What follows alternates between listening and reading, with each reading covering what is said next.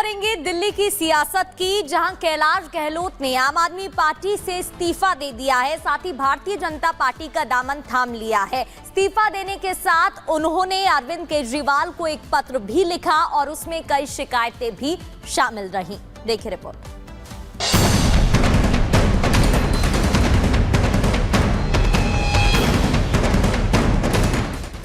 दिल्ली में विधानसभा चुनाव को कुछ महीने ही बचे हैं। उससे पहले दिल्ली के पूर्व सीएम अरविंद केजरीवाल और आम आदमी पार्टी को बड़ा झटका लगा है। आम आदमी पार्टी के पुराने नेता कैलाश गहलोत ने आम आदमी पार्टी से इस्तीफा दे दिया है। यही नहीं, उन्होंने दिल्ली सरकार के मंत्री पद को भी छोड़ दिया है। कैलाश गहलोत ने आम आदमी पार्टी के राष्ट्रीय संयोजक और पूर्व मुख्यमंत्री अरविंद केजरीवाल को पत्र लिखकर इस्तीफा दिया। उन्होंने अपनी चिट्ठी में आम आदमी पार्टी सरकार के कामकाज पर सवाल खड़े किए, साथ ही अरविंद केजरीवाल की पार्टी पर कई आरोप भी लगाए। कैलाश गहलोत ने अपनी चिट्ठी में यमुना की सफाई समेत कई मुद्दों का जिक्र किया। साथ ही कई मुद्दों को लेकर उन्होंने अपनी नाराजगी जताई। अपने पत्र में उन्होंने लिखा, केंद्र सरकार से लड़ने में दिल्ली सरकार ने समय बर्बाद किया। उन्होंने लिखा कि केंद्र से लड़ाई कर दिल्ली का विकास नहीं हो सकता। दिल्ली में आम आदमी पार्टी की कई साल से सरकार होने के बावजूद यमुना की सफाई नहीं कर पाए। यही नहीं, उन्होंने लिखा कि शीश महल जैसे कई शर्मनाक विवाद हैं। वादा करने के बाद भी दिल्ली में जनता के काम नहीं कर पाए। वहीं कैलाश गहलोत के इस्तीफे के बाद दिल्ली में सियासी हलचल तेज हो गई है। कैलाश गहलोत के आम आदमी पार्टी छोड़ने पर बीजेपी ने भी अपनी प्रतिक्रिया दी है। क्योंकि अरविंद केजरीवाल का एजेंडा लोगों की भलाई, लोगों की सेवा करना नहीं है। अरविंद केजरीवाल का एजेंडा अपने और अपने भ्रष्टाचार साथियों की जेब भरना है, जिसका परिणाम स्वरूप कैलाश गहलोत बाहर निकल कर आए। और मेरा मानना यह है कि आम आदमी पार्टी अब पार्टी नहीं, लुटेरे को गैंग है। और वहाँ से जो भी आदमी दिल्ली को ईमानदारी से जीना चाहता होगा, दिल्ली को अच्छी दिल्ली बनाना चाहता होगा, वो अरविंद केजरीवाल के साथ काम नहीं करेगा। उन्होंने अपने इस्तीफे में लिखा है कि अरविंद केजरीवाल के भ्रष्टाचार के कारण, आम आदमी पार्टी के भ्रष्टाचार के कारण सरकार में और पार्टी में रहना असंभव हो चुका है। ये बहुत ही गंभीर बात है। एक सिटिंग मंत्री इतनी गंभीर बात कह के चुपचाप इस्तीफा देके सरकार और पार्टी से अलग हो रहे हैं। स्वागत कैलाश गहलोत जी के इस कदम का। और यही हालत आम आदमी पार्टी के गली गली के हर कार्यकर्ता की है। केजरीवाल गैंग के लूट और झूठ के खिलाफ आम आदमी पार्टी के सभी कार्यकर्ता, उनका दम घुट रहा है और हर विधानसभा में इसी तरह से उनके कार्यकर्ता इस्तीफा दे रहे हैं। दिल्ली विधानसभा चुनाव को कुछ महीने ही बचे हैं। कैलाश गहलोत के आम आदमी पार्टी छोड़ने से केजरीवाल को बड़ा झटका लगा है, जिसका खामियाजा आने वाले विधानसभा चुनाव में देखने को मिल सकता है। अब देखना यह होगा कि कैलाश गहलोत किस पार्टी का दामन थामेंगे। Bureau report, Republic Bharat. और दिल्ली से गणेश इस वक्त हमारे साथ जुड़ रहे हैं। गणेश, आखिर कारण क्या रहा आम आदमी पार्टी से इस्तीफे का, और क्या कोई मानवाना बल नहीं हुई? सब कुछ पहले से तय था कि इस्तीफा होगा और स्वीकार कर लिया जाएगा? देखिए, अगर यूं कहे कि क्या कुछ नहीं हुआ तो यूं कहे कि आम आदमी पार्टी में जिस तरीके से कुछ बातें चल रही थी, फिलहाल अंतर कल है की बातें जिस तरीके से, अगर यूं कहें कि जब दिल्ली के मुख्यमंत्री, तत्कालीन मुख्यमंत्री अरविंद केजरीवाल जेल के अंदर थे, तो झंडा फहराने को लेकर जब बात हुई थी कि झंडा कौन फहराएगा, उस समय आतिशी का नाम आया। तो उस समय कैलाश गहलोत में यूं कहें कि मनमुटाव या नाराजगी की बातें भी सामने आ रही थी, क्योंकि उस समय जो मंत्री थे कैलाश गहलोत, एक तरीके से यूं कहे कि उनका एक तरीके से नंबर बनता था कि झंडा फहराने की बात होती। लेकिन उसके बाद पूरी तरीके से नाराजगी का सिलसिला, जो सूत्र बता रहे हैं, ये नाराजगी का सिलसिला वहां से शुरू होता है। अब आज देखिए जिस तरीके से आज कैलाश गहलोत ने जो अपना इस्तीफा दिया है, उस इस्तीफे में उन्होंने एक लंबा चौड़ा पत्र लिखा। उस पत्र में साफ अपनी नाराजगी जाहिर की है।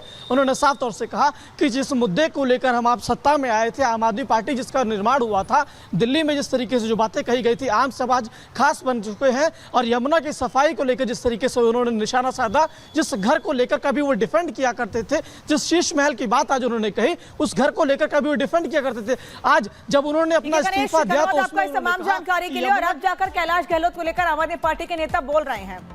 आम आदमी पार्टी के नेता दुर्गेश पाठक ने कहा है कि ईडी के डर से शामिल हो गए हैं कैलाश गहलोत। हालांकि अभी ऐसा कुछ सामने नहीं आया है कि वो जाएंगे बीजेपी में या नहीं जाएंगे, लेकिन दुर्गेश पाठक ये कह रहे हैं कि ईडी के डर से कैलाश ने पार्टी छोड़ी है।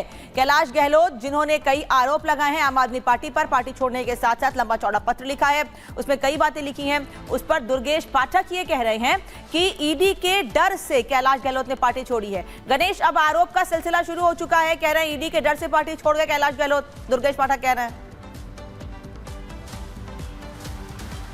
देखिए, आम आदमी पार्टी के नेताओं का पहले भी साफ तौर से कहना होता था कि जिस तरीके से हमारे जो तमाम नेता हैं उनके ऊपर केंद्रीय जांच एजेंसी उनके ऊपर दुरुपयोग कर रही है, हमारी आम आदमी पार्टी को तोड़ने का सिलसिला जारी है। तो उसी कड़ी में आज जब कैलाश गहलोत ने पार्टी से इस्तीफा दिया तो आम आदमी पार्टी के जो नेता है दुर्गेश पाठक, उन्होंने साफ तौर से कहा कि आज कैलाश गहलोत इसलिए उन्हें इस्तीफा देना पड़ा क्योंकि उनके ऊपर ईडी और इनकम टैक्स की ओर से दबाव बनाया जा रहा है, केंद्रीय जांच एजेंसी का दुरुपयोग किया जा रहा है। पिछले दिनों हमने देखा कि किस तरीके से घंटों उनके ऊपर पूछताछ की गई। तो आज उसी का नतीजा है कि आज कैलाश गहलोत, आम आदमी पार्टी के जो तमाम नेताओं का कहना था, उसी से परेशान होकर, हताश होकर, निराश होकर आज उन्होंने आम आदमी पार्टी का दामन छोड़ दिया है। अब देखने वाले हैं कि जो पूर्व के अभी फिलहाल जो प्रधानमंत्री हुआ करते थे, अब वो किसकी गाड़ी पर सवार होते हैं, अब ये देखने वाली बात होगी।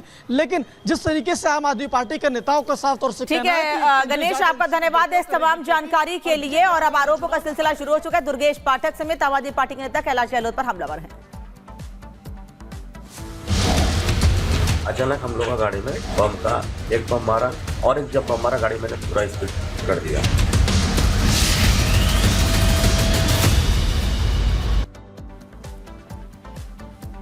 चलिए आगे बढ़ेंगे और अब बात करेंगे चुनावी हिंसा का बंगाल मॉडल। जी हां, अभी तक देखिए आपने पश्चिम बंगाल में चुनावी हिंसा का दौर देखा होगा, लेकिन चुनावी हिंसा का यह चैप्टर इस बार चुनाव में झारखंड में भी देखने को मिल रहा है। जैसे बम और गोलियां बंगाल में चुनाव के दौरान चलती थी, वैसे ही अब ये हमला झारखंड में एनडीए के प्रत्याशी अजहर इस्लाम के ऊपर किया गया है। लेकिन आखिर ये हमला किसने किया, इस हमले के पीछे की वजह क्या है, रिपोर्ट के जरिए आपको बताते हैं।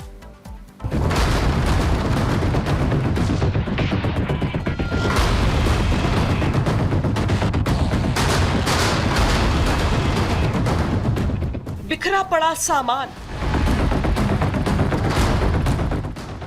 जमीन पर पड़े जूते, चप्पल और कपड़ों के चीथड़े इस बात के सबूत हैं कि झारखंड में भी बंगाल वाला दौर आ गया है। जैसे बंगाल में जब जब चुनाव आते हैं वहां बम और धमाके सुनाई देने लगते हैं, कुछ वैसी ही तस्वीर आज झारखंड में भी देखने को मिल रही है। दरअसल झारखंड के पाकुड़ सीट से एनडीए प्रत्याशी अजहर इस्लाम की गाड़ी पर शनिवार रात को करीब 9 बजे हमला किया गया। अजहर इस्लाम बरहड़वा से पाकुड़ लौट रहे थे, तभी विजयपुर पुल के पास अज्ञात लोगों ने उनकी गाड़ी पर बम से हमला कर दिया। इस हमले में अजहर इस्लाम को चोट तो नहीं आई, लेकिन उनकी गाड़ी को बहुत नुकसान पहुंचा है। इस हमले के बाद पुलिस ने जांच शुरू कर दी है। पुलिस अब ये पता लगाने में जुटी है कि इस हमले के पीछे कौन है और किसने इस वारदात को अंजाम दिया है। Bureau report, Republic Bharat.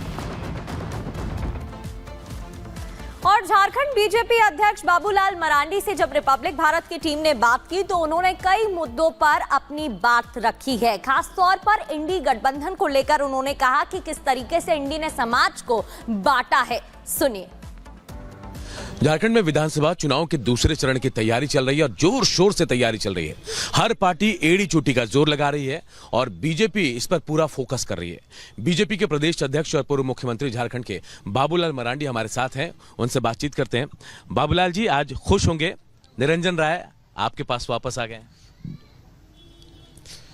नहीं, स्वाभाविक है। अगर कोई मित्र होते हैं जी या परिवार से करीब होते हैं, अगर उसके बीच में अलग अलग बटे रहते हैं तो फिर थोड़ी सी तकलीफ तो रहता ही है। और फिर परिवार अगर एक हो जाते हैं, एक हो करके फिर कदम को आगे बढ़ाते हैं तो स्वाभाविक रूप से फिर एक नई ताकत, नई ऊर्जा,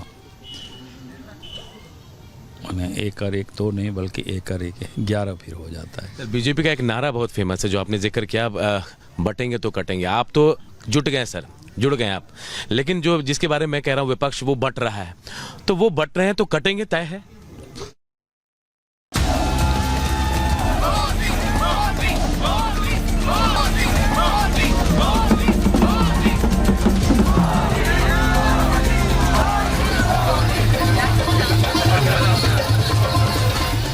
मेरे और मेरे डेलीगेशन के गर्मजोशी से भरे स्वागत के लिए मैं आपका हृदय से बहुत बहुत आभार व्यक्त करता हूं।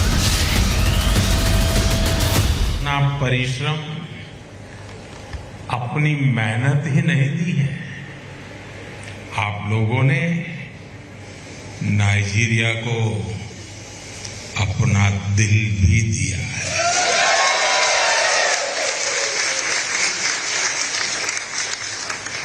यहाँ का भारतीय समुदाय हमेशा से नाइजीरिया के हर सुख दुख में साथी रहा है।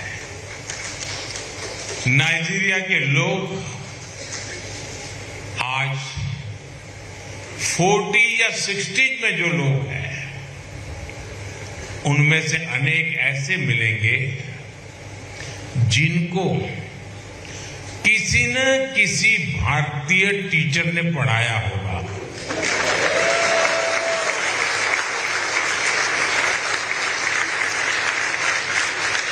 यहाँ बहुत सारे भारतीय डॉक्टर हैं जो नाइजीरिया के लोगों की सेवा कर रहे हैं।